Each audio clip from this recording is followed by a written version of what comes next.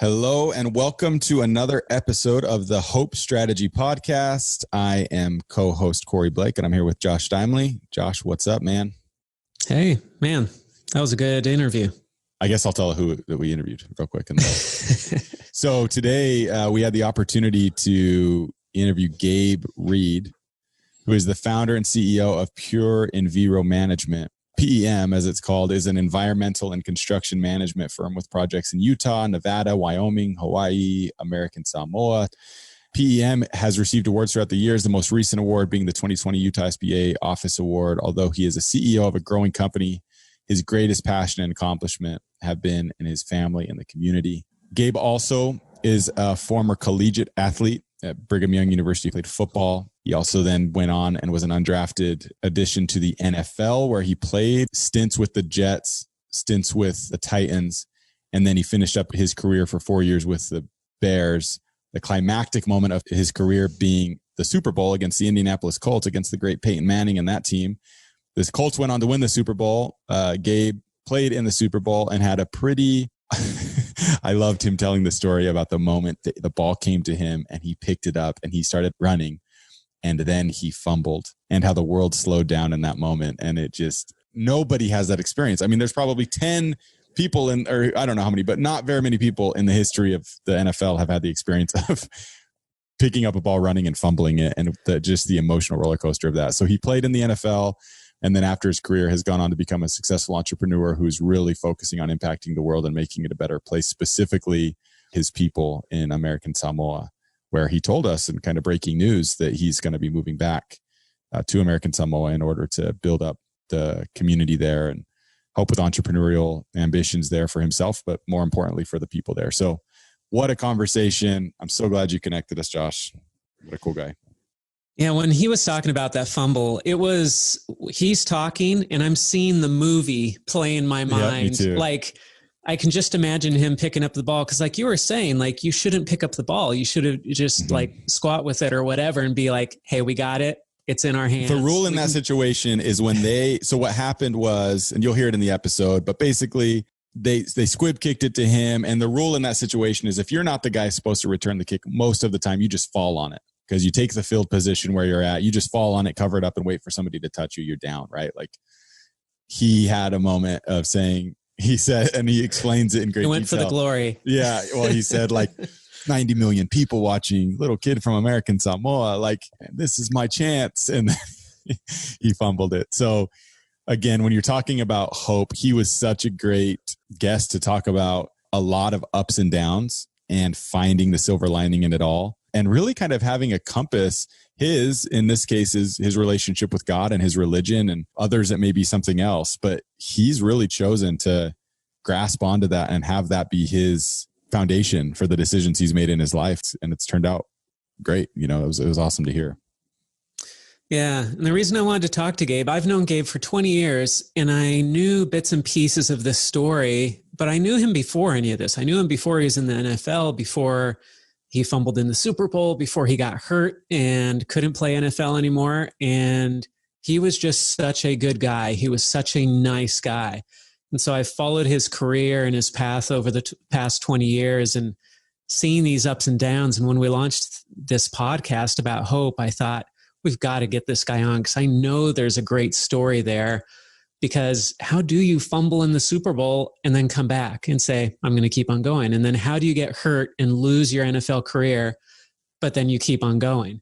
And he's done all that. And it's like you said, he had something centering him that was outside of those things, that was bigger than those things. And that gave him the strength to carry on. But I'm getting ahead. He tells the story much better than we could. Yeah. That was my biggest takeaway, as well as having something outside of the thing you're doing, the thing you're focusing on, the job you have. You know, we get caught up in these things, but having kind of that hope and that optimism and that ability to push through some difficult times and make things happen. So it was awesome. We've gone into a lot of detail in this intro because it was a great conversation.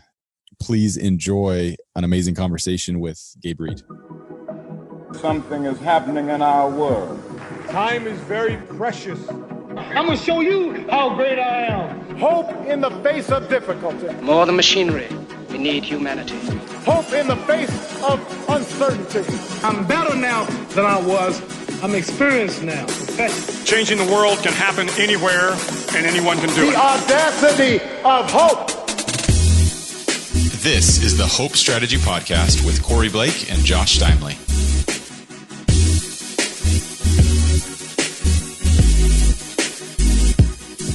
Gabe, first of all, thanks so much for coming on. We really appreciate this. It's a privilege to talk to you. And I was just realizing, prepping for this, like you and I met 20 years ago. I can't believe it's been that long.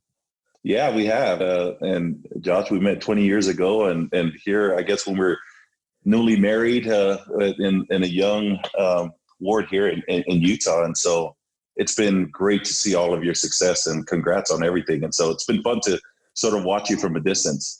It's been fun to watch you as well. Now, I think we should clarify here right at the beginning that there's another Gabe Reid out there who plays football and who is a potential upcoming star. And that's not the same Gabe Reid as you are, even though you're a football star as well. Tell us a little bit about the other Gabe Reid, because you're related, right? Yes. And, you know, it's actually, well, first of all, he's the better version of me for sure.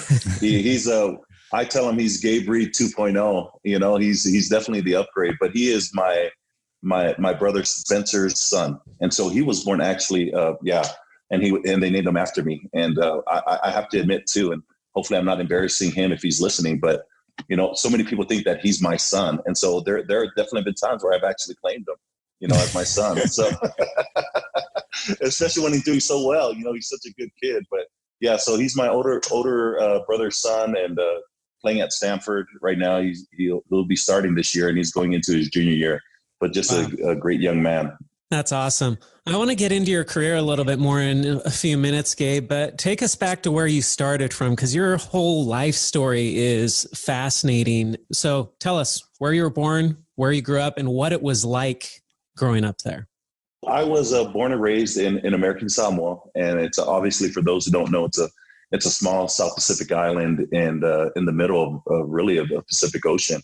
And 13 children in my family, and we grew up in a 3-bedroom home in Samoa, and I'm number 7 of 13. So I'm right down in the middle. And so there was a lot of hand-me-downs, and we grew up in a very big family. And at a young age, my parents were entrepreneurs. And I think at a very young age, they instilled in us work ethic. And so it wasn't uncommon for us when we have our weekly family meetings that the discussion would go like this. So, okay, all right, Gabe, you're going to go work at this restaurant this time. And so they would split us all up, and we would all go and have to work. While a lot of kids would go to the beach, my parents made us work. So at the time I hated it, but I didn't realize what it was doing for me to instill this work ethic, you know, just to work hard and to see and to reap the rewards. They had a lot of mouths to feed, right? I mean, 13 kids. Yeah, they did. 8 boys, 5 girls, and that's 13 kids that are 7. But it wasn't uncommon for us to have 20 people in our home, because my parents would always bring in people. I've had cousins who lived with us, and so we were, you know, we always had people living with us. And so when people ask me, there's actually 2 other first cousins that we consider siblings. So it's really, when people ask me, I said, well, there was 15 of us. But yeah, so there was a lot of mouth to feed. And so it was fun. And at a young age, I just had a goal that I wanted to play football. And at that time, it wasn't common for someone to come off the island, straight from the island, to go and play collegiate football and then to go on and play in the NFL. Did your brother play in the NFL as well, your older brother? Yes, my older brother did. And he was the first NFL athlete to get into the league from an American Samoa in high school. Is that right? Yeah, you were the second. Yeah. I think I was up there, but I don't know if I was second. But my brother was definitely the first one. Yeah, so it was uncommon at that time to do that, and so for us to do it now, I mean, you have so many kids coming from the island that are making it into the NFL, and so it's actually pretty cool. So how did you get inspired in the first place? I mean, was your father really into football, and so he was making you guys watch it when you were growing up? Or like, how did this even become a thing where you were like, hey, I'm on this little island, but someday I want to play professional football? You know what? Honestly, that's a good question. I really have to credit my brother, Spencer, because again, at the time, it wasn't very common for someone. So I grew up, I was a basketball player. I wanted to play basketball, and, you know, I wanted to, at a young age, wanted to be like Michael Jordan too. And then I saw my brother he started playing football. And I saw all the attention he was getting. And then there were colleges coming down to recruit him. And then I started doing the logistics too at a young age. It was like, well, how many Polynesians are actually in the NBA? And so then my brother started playing. And then I actually switched and started playing football in my junior year in high school. Then I broke my arm. And so really only my senior year is the only year that I actually played a full year of high school football. Wow. And then, but really it was my brother. My brother went, and then he was recruited by BYU and some other colleges. My parents obviously told him, you either go to BYU or you're going to go to the community college here. So that's how it was for us back then. Our parents were like, you're going to that school. So my brother went there, and I thought, well, if my brother can do it, then maybe I have a shot to maybe play collegiate football. And so for me, BYU came and they recruited me. Obviously, the rest was history after that. Your brother comes out of nowhere and makes it into the NFL. You kind of come out of nowhere and make it into the NFL from the same family. I'm curious, what are your thoughts on like natural talent or like built-in genetic talent versus hard work? So we all know Michael Jordan's story about how hard he worked and how he failed, and then he just worked harder than everybody else and became the star. But when you look at your family, and it's like 2 NFL players out of the same family from a place where football was not the biggest thing necessarily at that time, like, is there just something in your family? Like, yeah, no, that's a great question. And it's something I actually tell my children as well. Talent can only take you so far. I'll be the first to admit that I'm probably not the most naturally gifted athlete. And there's a lot more kids out there who are probably a lot more naturally gifted than I am, or I ever was. But it really was the work ethic. It was really the work ethic, working harder than everyone else. I mean, I love the saying, I don't know who said it, but I quote it often, is that what you do in the dark shows up in the lights. And so all the extra work that I did to compensate, to make up for the lack of natural ability, when everyone else was going home after practice, I would stay behind and catch extra balls or hit the bags. Or even when I was at BYU as a walk-on, I can say this now, but when everyone would leave and they would close the practice field, I would jump the fence and go and start hit the bags and start catching. And I would drive the sledge because I wanted to get better. And that, coupled with just trying to be the best person that you can be and having a good work ethic, that's where I credit my success from. did you ever like jump the fence and there was like some other guy already in there doing that? No, I didn't see anyone else there at that time, but I'm sure there were actually quite a few people who probably jumped the fence. No one at the time when I jumped the fence, but I know some of the greatest players to ever go, whether it's in the NFL or even in college, are some of the hardest workers. Hey, Josh, before we leave the island, I want to stay on American Samoa for a minute. So I lived out in Laie I went to school at BYU Hawaii. And then I saw that. Yeah. I actually just moved back to the mainland a couple months ago. But while I was there, we opened up an office for our marketing agency, MWI, on the island up in Laie. And we were working with a bunch of students from BYU. But while I was there, I met family, the Fonoi Moanas from American Samoa. We connected eventually with a couple out on the island in American Samoa. And I ended up going out and working, and we did some cool work for MWI in American Samoa. I met with Blue Sky. We met with the governor. Oh yeah. We did a training with them. We do talking about digital marketing, because high speed internet is something that's relatively new, and high speed, for what you say there in Utah and I say here in Arizona, is still not what it is in American Samoa. It's still really slow high speed internet, but nonetheless they have internet, and it's faster than it was before. So we went out there and I spent 3 or 4 days, and we did trainings with a lot of people. And as I was traveling around the island and getting to see it and getting to understand the people there and the culture, which by the way was amazing, and the people are so warm and kind and thank you, generous, and man, I loved it. I talked a lot with the people that were taking us around about the youth in American Samoa. There's been in recent years a lot of concern and problems with drugs out there, and with people kind of getting stuck, in a routine and not leaving and not being able to be, bring a ton of growth opportunities to, the youth of American Samoa. And I know that's something that you're concerned with, obviously, in a couple different capacities, the next generation type stuff. What are your views on that? It's kind of a big picture question. What is there from a hope standpoint, and where do you find hope in American Samoa? The place that you were born and raised, the place that made you who you are, and as it stands now, and kind of what it looks like in the future. Yeah, no, that's a great question. First of all, thank you for the kind words. I love our people. It's interesting you bring that up because my family and I are actually moving to Samoa. A lot of it is really unknown as to why, but it's really just more of a prompting that I feel like I need to go back home. When I left the island, I thought, man, there's no way I'm ever going to go back home. There's not a ton of opportunity and everything, but probably a year ago, I just felt that this strong impression to move back home. So a couple of things regarding your comments.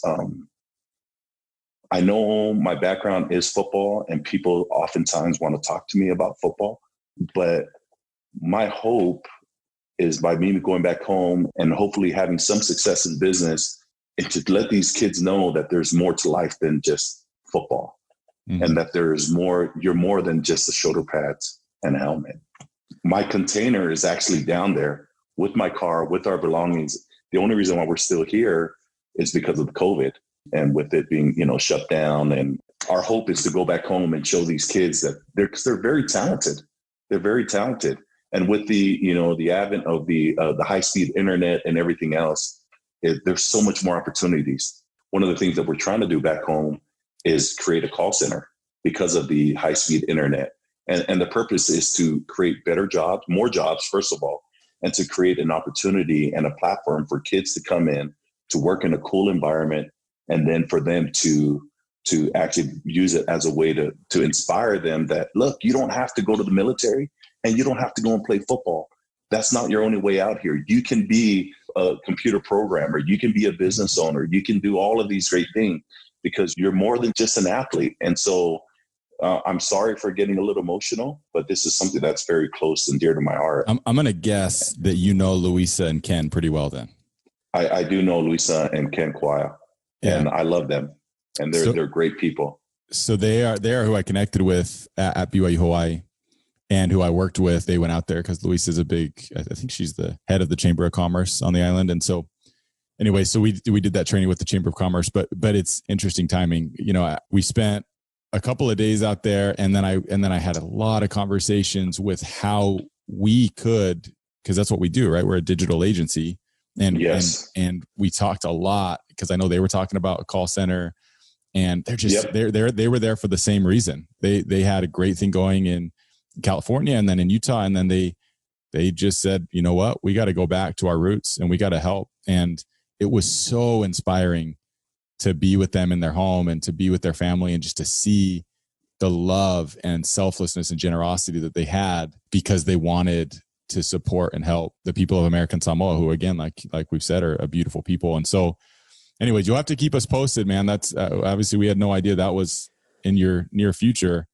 Keep us posted. Yeah. I've already spent a lot of time and thought into how we can contribute and help. And obviously the people of out there, we'd love to be a part of that. So anyways, keep us posted on the next steps in your journey. It sounds like, we may be able to help out a little bit. That'd be fun. No, absolutely. I mean, you're already down there, so I'm surprised they haven't made you a chief yet. So down there. I was so fascinated. We had like 3 hours the whole time. I was there for, I think, just 3 or 4 days. And it was like all day, every day we were meeting with people. We did a lot of consulting with businesses. And then, like I said, we did some government stuff and Chamber of Commerce and stuff. But I was with one of our employees. I'll have to send you the video we did while we were there. It was pretty cool. But we had like 3 hours one day to go and explore. And we drove around and we were just in a car that, we rented from some uncle somewhere. I can't remember, but we were cruising around the island and I got a real sense for like, oh yeah, each one of there's a chief, like every so often, it's still run like, at least in theory, I guess, much how it has been forever, right? Like every area, every neighborhood, every community is like, there's the chief and he's in charge and he keeps an eye on who's coming in and who's coming out. So we kind of stopped and parked and we got our drone out and we started flying it, on, I can't remember one of the side of the islands where there was like a kind of a boat wreck. You probably know what I'm talking about. Oh yeah. And so the chief for the area kind of comes out and he's like, hey, what, it was funny because we saw some kids out there and they kind of ran away. And then next thing you know, the chief pulls up in his car and he comes out, he's like, hey, what are you guys doing? And he came across real stern, like he should, like, who are these guys coming in here? What are they doing? And then as soon as we explained to him who we knew and what we were doing and why we were there, he warmed up and he, put his arm around us, and he was the nicest guy, ever. Anyways, it was just a cool experience to see how the community awesome. works in that way. Like, the kids went and told him, and he's coming to make sure that, that we're not there doing anything we shouldn't be doing. It was pretty cool. Well, please come down and visit. Josh, you need to come down there. Yeah. This is a small world. It's funny how paths have crossed. And as you're talking, Gabe, this is near and dear to my heart too, because I'm passionate about entrepreneurship. I believe entrepreneurship will save the world, amongst other things that will save the world. But I believe entrepreneurship's a big part of that. And I'm actually planning on going back to school to do a PhD to research entrepreneurship specifically, because I want to know how to spread it better to all over the world. So we're all on the same boat here. We're all passionate about the same stuff here. It's great. I wasn't expecting this conversation to take this turn, but this is fun to get into this. I have a question about the island too. Like, you're talking about 15 people in a 3-bedroom house, and I haven't been to American Samoa, so I'm just ignorant. And I'm just thinking, I'm imagining like this shack made out of bamboo and reeds with 15 kids like running in and out of it. But like, what did it look like right on the beach or something? No, that's a good question. So it's 72 square miles. There's 55,000 people, total population on the island of American Samoa, and everyone's related. So that's first and foremost. But as far as the house, I mean, fortunately, because my parents were entrepreneurs, I mean, we had 4 walls. It was a very, for the most part, an American style type of home for our family. But yeah, I mean, we had all 8 brothers in one room at the time. And my parents now live in a bigger home down there. They've always wanted to build a bigger home. But by the time I grew up and was basically in high school, they were finally able to do that. But when people ask me what village am I from, I always reference I'm from the village of Leone, which I grew up in a smaller home out there. My parents now have a bigger home out there, but it was a home for everybody. Like I said, we would have people over there all the time. It was really fun, and it was, people make fun of me right now because I eat so fast. I'm a fast eater, and it's like, well, I had 13 siblings, and sometimes if you weren't getting seconds. So. But we grew up in that home with a lot of people. But my parents, they gave us the best life that they could in raising us and giving us an opportunity to come here to the U.S. and have other opportunities and experiences. And now it's time for me to go back home. So is a lot of your family or a lot of your siblings still out there? It's funny you asked that. There's only actually one sibling there in American Samoa. And all the rest have migrated to the West Coast and to Utah. And the West Coast, yeah. Most of us are here in Utah, and then we have a couple in Hawaii and one in Texas and then one in Arizona and Vegas. Yeah, but the rest of us are here in Utah. Or now that you mention it, I probably knew the Reids. I know quite a few Reids in Laie. Do you know George Reid? I'll look him up and I'll recognize the face. Yeah, your brother? Yeah. It's my brother. I'm going to bounce us back to your football career, Gabe, because I know that's not everything about you, but we got to talk about it. So take us through your BYU career, the collegiate years. What was that like for you? Yeah. So I like I said earlier, I actually came here to study at BYU. I think the LaVelle Edwards felt sorry for me and said, hey, well, your brother's actually good at football, so you have to have some talent. Why don't you go ahead and come and walk on the football team? And so I walked on to BYU football team. I was probably the 8th string tight end there. And I'll never forget the first day that I went there and I had the same jersey as another kid. I mean, that's how low I was on the totem pole. It was just, I had the same number. Someone else and I, we shared the same number. And so I would go, and there would be times that I would get like 1 rep in practice. And I was oftentimes where I just questioned, man, why am I even here, man? I should just be studying. But again, I had that goal, and so I just kept working harder and outworking people. And then after about a year of being there, I redshirted my freshman year, and then I went and served an LDS mission, in the best mission in the world, the Chile Santiago South mission. And then I went there, and then when I came back, I grew a little bit and matured a little bit physically. And then that's when they saw something in me, and they said, hey, you know what? You're actually pretty good. And they gave me a scholarship to play. And then from there, I went and played. And then after that, I met my wife shortly after my mission, and we got married sophomore year in college, and then had one child there. And then she was expecting her second before I was graduated from BYU. And at what point did you start feeling like it was a realistic possibility that you were going to make it into the NFL? Was there like a moment where you're like, I can actually do this? Yeah, you know what? I'm so glad that you brought that up. I don't know if there's an actual moment, because believe it or not, I struggled with confidence, and when it came to sports for whatever reason, maybe because I didn't play as long as other people did, but I struggled with confidence. So I don't know when the time came. I mean, it was interesting because, just full disclosure, there were times where I would have a good game and the coaches would come and say, hey, the NFL scouts want to come and look at you. Like, what, me? I was like, no way. And then I wouldn't want to go in the next game because I was afraid of messing up. And so it was just an interesting time for whatever reason, where I just had to overcome this mental part of aspect of the game. And then something clicked as I was just honestly, and I'll just share this. It really came when I was just pondering and really praying about what I should do, whether I should continue playing football or whether I should just hang it up and focus on finishing my degree and going and doing something else. And I got this very, very strong impression that this is what I felt the Lord wanted me to do for whatever reason.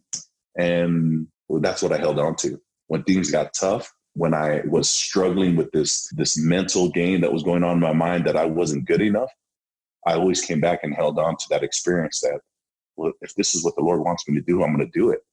And it was my faith and that hope and like, okay, you're telling me I need to do this. It's what pulled me through college. And then also even in the NFL, when I went as an undrafted free agent, bouncing around from different team to different teams, I held on to that. And that's really what kind of pulled me through. So to answer your question, that moment didn't come when I had 20 catches in a game and 8 touchdowns and I had all these agents came. It came in a very special moment. It was just me and praying. And that's where it came from, that I just knew that this is probably what he needed me to do. And so that's great that you had that help that pulled you through when you needed it. I mean, if you hadn't had that confirmation of knowing, hey, this is what I'm supposed to do, it would have been so easy to doubt and then give up, right? Oh, absolutely. I mean, you look at my path. I mean, I caught 18 catches my senior year in college. There's no way, but I was invited to the NFL Combine. I went to there's no way. Statistically, there's no way that I should have been invited to those different events. So I went there, and then when I went in as an undrafted free agent, they said that, oh, I think you're going to get drafted. And so I wasn't drafted. I went into the New York Jets. I went there. I did very well. They told me I made the team. And then shortly after that, they cut me. The very next day, the day my wife flew out there with my firstborn, pregnant with our second, we flew out there and I walked into the hotel room and she's there. She flew out there to go and find a place for us to rent. And I'll never forget, I walked in there and she's like, you got cut, right? I was like, yeah. I was like, but again, so it's like, okay, well, I guess I followed through with it. But I still had that hope and felt like this is what I needed to do. Then we went to Tennessee Titans.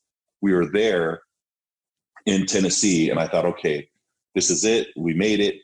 It was so tough. It was probably the hardest time of my football career when I was in Tennessee. I had a position coach that just rode me every day. And honestly, there was a point where I literally forgot what my first name was because he just called me every swear word in the book, you know? But again, I still held on to that hope. And shortly after that, I was traded to the Chicago Bears and then stayed there for about 4 years. And then went to the Super Bowl, had that wonderful experience in the Super Bowl where I fumbled. And but it was something interesting happened in the whole process. I was able to finally get over that mental struggle that I experienced in high school, college, and really for the first few years of my NFL career. Something clicked again where I felt like, okay, you know what? Actually, I am good enough to play at this level. I am good enough as long as I can hold on to that hope work hard and do it. It finally clicked. And honestly, that last year, I was slated to be the guy. The general manager was talking to me. We were getting ready for the regular season game. It was the final preseason game of my last year in the NFL. They sent me in to go in and just to go in for a couple reps. And the plan was to bring me back out and sit me out for the rest of the game in preparation for the regular season. Well, I got hurt that last preseason game. I fractured the back of the L2 and L3 in my back, and I never recovered after that. There's a lot to unpack there, that whole journey. I know Josh too has a lot of follow-up questions. I have a logistical question as a NFL fan, as a sports fan. And this is just something I've always wondered. So I've got you here. So I'm going to ask you, when you go and you make the team with the Jets and they say you're on the team, right? You said that they told you made the team, mm-hmm. and then they cut you right after. At that point, I mean, had you signed anything? Did they pay you anything? Do you make any money in that process? Or did you just get out there only to move your family out there? And then they say, no, we're not keeping you. And then does it put you in a huge financial bind as well? Or are they paying throughout that process? Yeah, that's a good question. So the timing of everything, when they told me that I made the team, was the final cuts of the season. Cause they do go through these rounds of cuts, right? Where they start off with a certain amount and they have to get down to a 53-man roster. Well, that last practice, when I knew I was basically going to make the team, the starting quarterback got hurt. And so to make room for him, they had to let someone go to keep the 53-man roster. And I was the guy to let go. Who was the quarterback that got hurt? Well, now I'm going to date myself. Chad Pennington. Chad Pennington was there. Curtis Martin was running back at the time. And again, I was just an undrafted free agent from BYU. Very old at the time because of my mission. I was considered old. But yeah, so that's as far as financially, when you're a undrafted free agent, there's no guarantee on your contracts, right? And so at that time, we just signed it to training camp, and I was supposed to make the team and then signed the contract for a 53, part of the 53-man roster, but I never got to that point. Okay. So completely out of your control, right? At that point. I mean, you have no control on the quarterback getting hurt and them having to make a decision, and then you being just in that spot where they can cut. And then that process had to be brutal. And you said you just walked in, and before you even said anything, your wife could just tell by your demeanor. Like, yeah, she could just tell. So then you went down to Tennessee, and you said that your coach there, your position coach was brutal. Most people, 99.99999% of people are never going to experience what it's like to be in a camp for an NFL football team, right? And to be at a practice for an NFL football team. What is that like? I mean, what is the day-to-day like in there? And does it depend? I mean, does it depend on the coach? Or some of them much more optimistic and positive, and others are just that more drill sergeant type coach? I mean, what is it like on the day-to-day? I mean, you're basically there early in the morning, and you're there basically 8 hours a day. I mean, you're there and you go home at 5. So it's an 8 to 5. I mean, this is your job, right? And so you go there. I mean, you're watching film, you're working out, you're on the field, you come back in, you watch film. But in terms of the coaches, some of the best coaches that I've ever had were actually in the NFL. Lovie Smith was one of them. Even Jeff Fisher he was the one at Tennessee. And so, and like any other organization, obviously you have different personalities. And my coach, for whatever reason, was just very vocal. And when you were a rookie, he reminded you that you were a rookie. What's interesting about that is, if I were to say which coach had the biggest impact on me in terms of being resilient and being thick-skinned, I have to give it to that position coach. Because now that I'm out of this career and being able to do different things now, when people say things to me I don't get offended easy anymore, because I'm like, that coach already broke me down.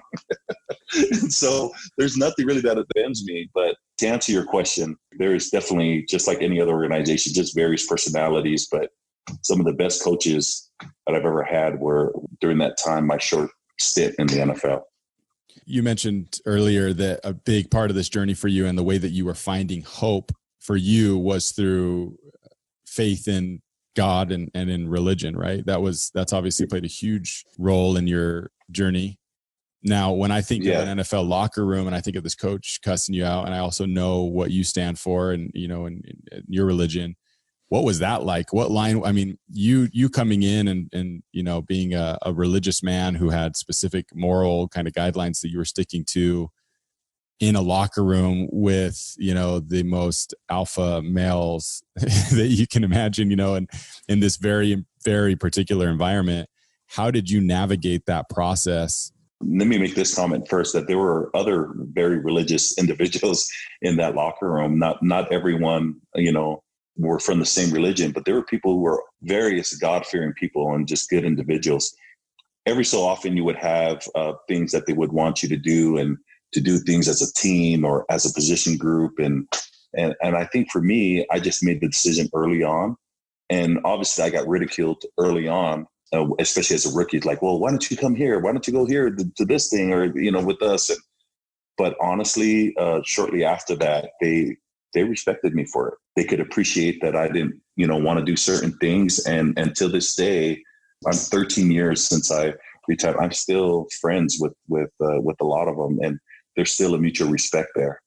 Yeah, I think staying true to yourself, whatever that means, usually pays out bigger in the end, right? Than selling out for anything. That lasts a little bit of time, but really staying true to who you are tends to have the longer reward. Yeah, no, they would joke around too, because we would play some game. They would play games, and some of them would like to, put some bets on some certain things for games in the locker room. And whenever there was oftentimes whenever there was a disagreement, they would turn to me and say, "Well, Gabe, you go to church. You tell us who was right, who was wrong." You're the expert in the locker room. I would, you know what? If that was the only contribution to the Bears, then hey, if I was just the locker room referee, and you know what, it was a great experience. So. During this whole process, Gabe, was your brother guiding you along? Were you turning to him for advice on what to do professionally? Yes, absolutely. It was mainly telling me don't quit. He was another source of strength, but yeah, he definitely was a great resource for me during this time, and as with all my other siblings, and I did turn to him often. Let's talk about that fumble for a minute. When that happened... Sorry, Josh, you're breaking up. I'm just kidding. Go ahead. When that happened, I mean, like, Corey's a huge football fan. I'm not so much of a football fan, but I was watching that game and I was like, I don't think you're supposed to drop the ball. Like, that's not how this game works, right? So, like, when that happened, what went through your mind? Was it like, oh, dang it? Or was it just like you're in the game and it's just like, ignore that, on to the next thing? First, set it up for us. Set up the play and what was going on. Yeah. Tell us I will. I will definitely set it up. In very good detail. We're going to the Super Bowl. It's the first time since 1985, since the Bears have won the Super Bowl. So it was a big deal. City's going crazy. Everyone's going, and we're playing the Super Bowl in Miami. So obviously all your family wants to come out there. So I had a ton of family in the stands. It was packed. It was the Bears going to the Super Bowl. You had Peyton Manning on the other side, and again, I wasn't a starter. So I started a few games, but I was a reserve player. And so I played special teams. So they kicked and we had one of the best, if not the best, returner in NFL history, in Devin Hester. And he had a, record-breaking year. Yeah, that was unbelievable. So they kicked the ball. Yeah. So they kicked the ball to Devin Hester, the opening kickoff, and he returned it for the touchdown. And I was actually in that play. And so I had a block, and he kind of sprung and he ran it back for a touchdown. Fans are going crazy. I'm going crazy. I'm trying to recover. I mean, it took me a few minutes to recover just with all the adrenaline rushing, right? And so I was going crazy in my living room, just like millions of other people were.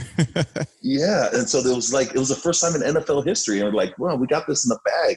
So the very next kickoff, they decided they probably should have watched film prior to the opening kickoff. But anyway, so they said, we're not going to kick it to Devin Hester. We're going to squip kick, which is basically, hey, we're going to kick it, short kick. We're not going to kick it to him. We're going to let it roll on the ground because the chances of someone else returning it are to a touchdown a lot less than Devin Hester.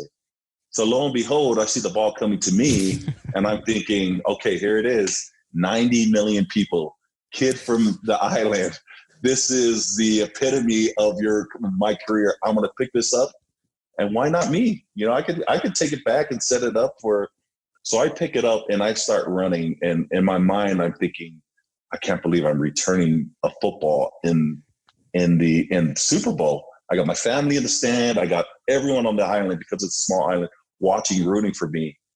And then for whatever reason, I did not see the guy, the defender to my left. And he hit me so hard, and it was raining at the time, that the ball like just squirted out of my hand, slipped out of my hand. And it was one of those moments where you feel like everything is going in slow motion. Like you're just like, no, and the ball, and they totally recover it. At that moment, when I stood up and I looked at the sideline and looked up, I honestly just wanted to crawl in a hole and just like not look at him. And I thought, okay, so this is what I'm going to be known for my rest of my career. The guy who fumbled in the Super Bowl and cost the game for the Bears. What was the score at the time? Oh man. You remember? We were up. Okay, we were up though. We were up. I think it was we were up, but not by much. If they would have scored that on that drive, then they would have been in the lead. The coaches on the sidelines, they would have said just to get on top of the ball, right? Don't pick it up and run. If they squib kick it to you, just fall on it and stay. Yeah, just and fall on it. And you had that moment of, I'm taking this thing back. Well, here's the thing too, because in our playoff game, a few games prior, I had picked up the ball, same thing, and I had returned it, and I kind of set up one of the touchdowns that kind of put us into the next round of the playoffs. So, I thought, oh, great. I'm just going to, I've done this. So this is familiar to me. I can pick it up but no. So as I'm running off to the sideline after the phone, I don't know who said it. People could have been, hey, Gabe, that's okay. I don't remember a thing. All I remember is like, please don't talk to me. I don't want to look at anybody. And let me just give a quick prayer. I know God doesn't care about football, but if you do, today is the day I want you to care about it. And what's funny is that the very next play, they fumbled it and we recovered it. And so it was a non-factor for the whole, for the game. We still lost, but that wasn't the deciding factor. So, what was the change in emotion for you when you saw up there on the Jumbotron, you see them fumble it and you recover it? Was it immediate relief or was it? It was immediate relief and an immediate thank you, as I look at it. Or were you feeling bad for that guy? You're like, I know how he feels. You know what? It was their star running back. I think so. Yeah, I at that point, it was just a big sigh of relief. And I mean, it sounds like to me, your whole career, kind of the rise and then the immediate, and we'll talk about the injury, but the immediate, kind of the end there, it can all kind of be epitomized down to this one moment. I mean, it sounds like you've got a lot of those moments where it's, oh man, working. Oh, I got let down. And then, immediate kind of, or not necessarily immediate, but, and then on the other side of it, there's a win, right? There's some sort of victory. There's some sort of taking lemons and making it lemonade. What a moment to go from, oh gosh, what a roller coaster of emotions, I bet. Yeah. But you know what? It was a great experience. And there's so many things that I've learned through that experience that have helped me just even post NFL. But yeah, you're right. It was a roller coaster of emotions. The Super Bowl, the climactic moment of the NFL season. Everybody has so much writing on this, right? Like it's not a pickup game. I mean, like coaches, careers, players, everybody's got so much writing on this. When you, obviously the letdown of a loss in the Super Bowl as a team is difficult. What is the locker room like after that? And how does a coach come in, since we're talking about hope, how does a coach as the leader of this team who everybody has so much on the line, how does he come in and provide any hope to the team at that point, to come back and to keep going? And, we got training camp in a few months and take the time out. What do they say and how do they translate, such a brutal moment into some, version of hope and optimism for keeping the team's morale up? Thankfully Lovey was so good at it. Lovey Smith and everyone had so much respect for him. And so after the loss, obviously it was very quiet.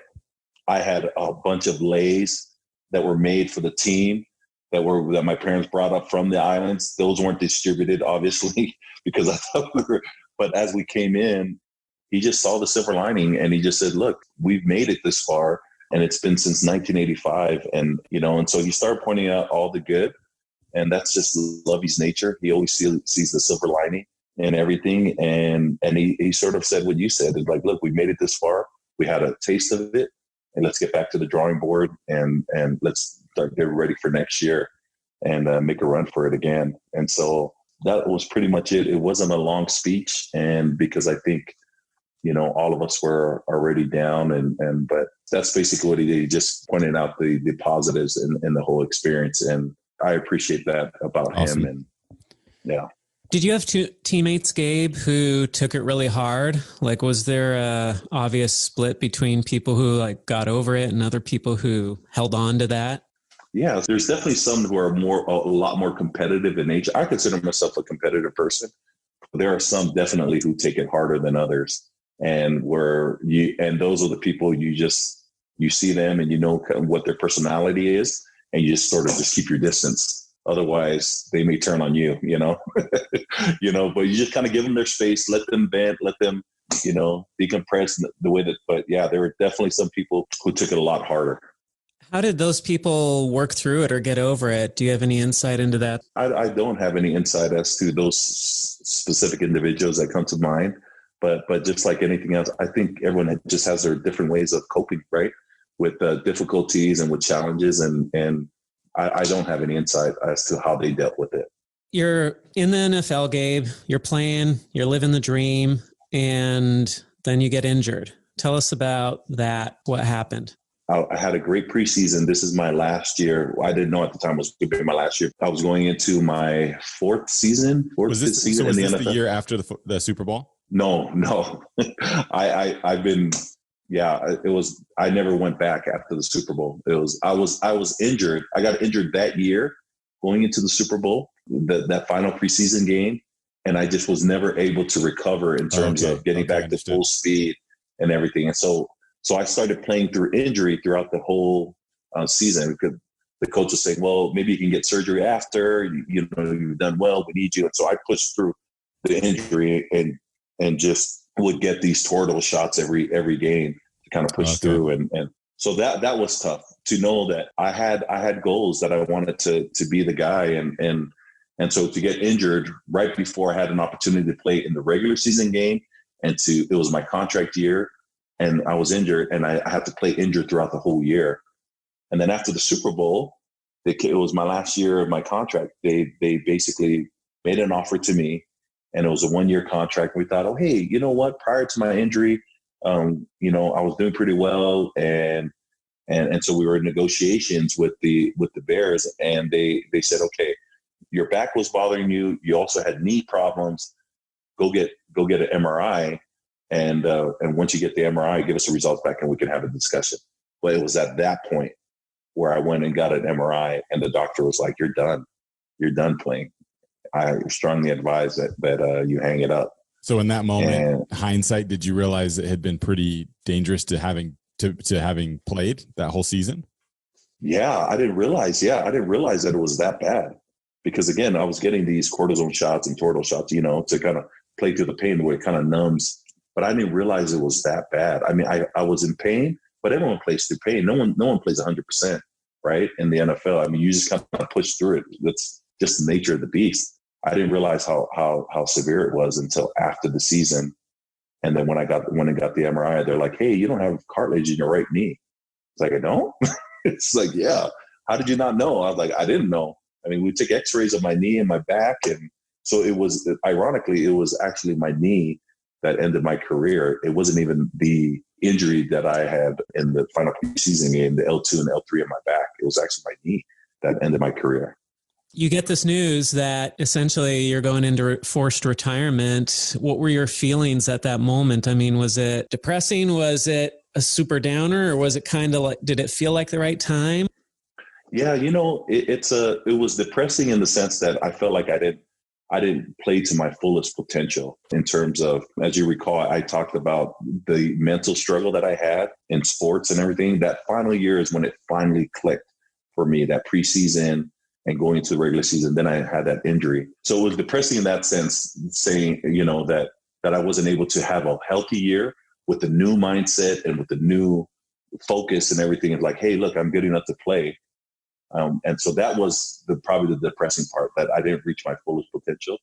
But at the same time, going back to, again, it was never about football. And it was never about, hey, I had all these accolades coming out of college.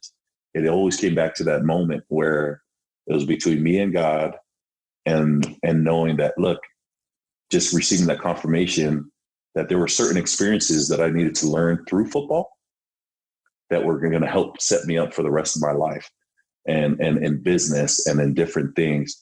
And it was that mindset that, look, it's okay. You're good enough to make it and to reach your goals and to be successful. That's where I found the peace, was knowing that part of it, I had to go through football to learn that lesson, if that makes sense.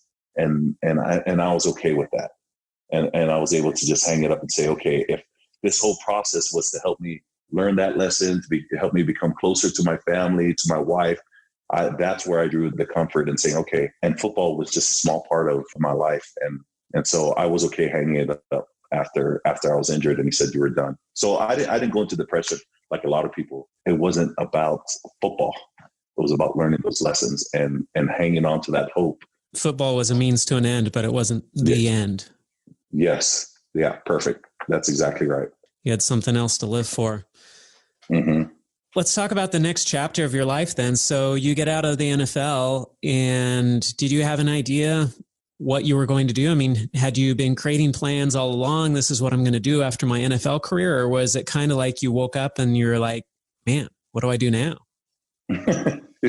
So coming up from a business background with my parents being entrepreneurs, I knew I always wanted to do some sort of business. And so when I was playing, every year I was trying to make the team, but I didn't spend a lot of money when I was in the NFL. We lived in a very, very small apartment all throughout my career playing in the NFL. We just saved our money. So I drove the same car I drove in college when I was playing in the NFL, and I was also ridiculed for that. And so I didn't spend a ton of money. And so when I retired, I came out and I wanted to do different things. And so I had a little bit of money. I invested in something, started a few businesses here and there. But then when 2007, 2008 hit, obviously that had an effect on me financially, and like everyone else in the world. It was a huge setback. But again, the lessons I learned of just, dealing with adversity and pushing through is what kind of helped me weather that storm, and then allowed me to start the business that I'm doing now. So tell us about that business. What are you doing now? I own a environmental and construction management firm, and we've got into federal contracting, which has allowed us to do construction and environmental projects here in Utah and Nevada, and throughout the South Pacific. But again, what's interesting, Josh, is that it's a pattern. My life, I've learned that it's a pattern, that my path, for whatever reason, it usually takes longer than your typical entrepreneur, your typical athlete. I mean, my path is always ups and downs, and usually takes me longer to get there. And so I've had the business now for 11 years, and it very pretty much mirrored my NFL career, where it bounced around, had very ups and downs. But I think that's the story for a lot of entrepreneurs. But for me, just throughout my life, that's just been the pattern. I think that pattern is more common than we see, because a lot of times people are not really willing, or maybe ego gets in the way a little bit, to talk about the failures and to talk about those moments when things aren't going exactly how you planned, or those moments of letdown. So that's one of the things Josh and I love talking about, and that's one of the reasons we have this podcast, is to hear people's more the human side of entrepreneurship, or the human side of an NFL career, right? Like, it's not all just big wins. There's ups, there's downs, and the goal is, it's never going to be perfect. So how do we find hope through the whole process? And, you talk about it, and you're able to, talk about all the lessons you've learned, where a lot of times maybe others don't. And it's just more, we only see the end result, and you don't realize how much work and ups and downs there were in the journey. Yeah. Yeah. I know. And yeah. And I love what you guys are doing. I mean, that's, I don't typically go on podcasts and kind of share, but I just love I have a lot of respect for Josh. I always have. And then number two is just what you guys are trying to do, instill hope. And so my hope is that that I can hopefully inspire someone and who's listening to this podcast. It's, again, going back to my comment about my business and my entrepreneur path mirrors what I did in the NFL. And so I can say it's not about business for me either. Very similar. It wasn't about football. For me, it's about there's a higher cause for me of doing what I'm doing. And that's what I love what Josh said, that, entrepreneurship can help heal and do a lot of things. I had opportunity to go and possibly coach and to be part of administrative staff in the athletic departments in different places. But I chose entrepreneurship because I felt like it was a great platform to provide opportunities, provide jobs, and then use it as a way to share your story and to inspire them. And so that's really what my motivation is. And that's why maybe that's what my draw is, to go back home, is to tell them, hey, look, yeah, I made it in the NFL, I do it, but there's more things that you can do. And I've chosen or feel prompted to use entrepreneurship as the vehicle to instill hope and to inspire and to hopefully change one life. Well, it sounds like you're set up to do great things back home in the South Pacific. Are you going to be running your business there or doing other things? I have projects there in Samoa. So I will be running my business there and flying and commuting back and forth for our projects here in Utah. But I also will be doing other things in Samoa as well, other businesses, including this call center as well. So what's your dream? What's the vision? If you could project 10, 20 years into the future, what would you like to make happen, or what would you like to see happen in American Samoa? More business owners, more entrepreneurs, more doctors, and more. And again, I love our people. And I said that earlier on. And our people have proven that they can reach the highest level in sports. From a small island, there are so many people that are playing. And so if we could take that same mentality and tell them, hey, look, you can also do that in medicine. You could do that in teaching. You could do that in sport. You could do that in business. So for me, if I could, just by me being in American Samoa, if I can help in any way and help nurture future business owners, that's what I would like to see. And I'm very well aware too, Josh, that I don't know everything. And I know part of the reason why I'm getting pulled to go back home, there's lessons I need to learn from the people back home too. The simplicity of life, to be content with what you have, and to love the Lord and to love each other. I know there's lessons as well, but my hope is in a few years, you'll see more entrepreneurs and more people in different industries at the top of their industry. So super inspiring, Gabe. I'm so glad we're able to have this chat with you. I could go on for like another 3 hours. Yeah, we could continue on. I think I'm seeing from, the circles that I've run around in out in Hawaii for a couple of years. And again, having been out to American Samoa, the hope that I see is that, Gabe, just as you're being inspired and motivated and seeing the opportunity to go back, we mentioned Ken and Luisa, and there's others just like them that are doing the same thing. So I'm really optimistic for the future of American Samoa, having met the people there, having taught a lot of their students while I was teaching at BYU Hawaii for a few years, and seeing the talent and the caliber and the work ethic, and again, the optimism and hope that's coming from those students.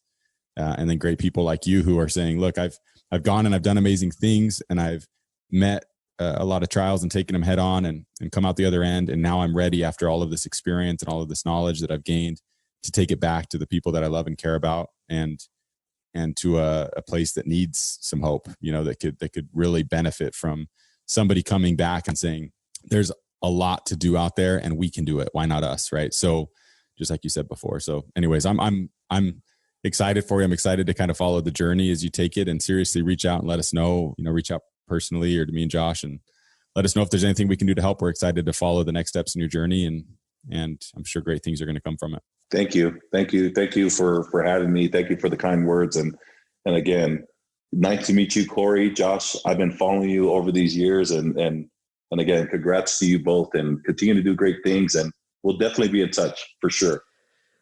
Awesome. Hey, thanks, Gabe. Thanks so much, Gabe. Appreciate it. Okay. Take care. Thank you very much. Have Thank you for having me.